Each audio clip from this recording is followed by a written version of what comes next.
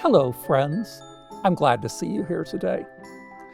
April 22nd is Earlham Day, a time to think about what Earlham means to us and about what each of us means to Earlham.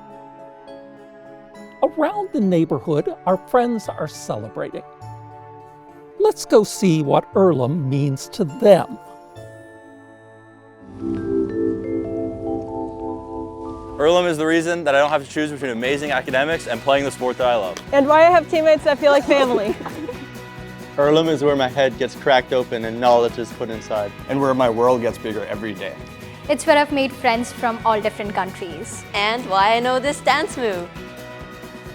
Earlham is the place I feel at home the most. And where I get to try new things. Earlham has given me the support I needed to get into vet school. The mentorship to be a Beinecke scholar.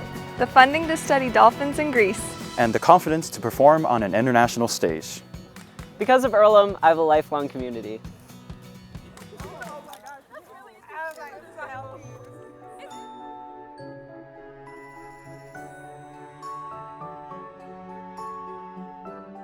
Every person who cares about Earlham helps make it what it is.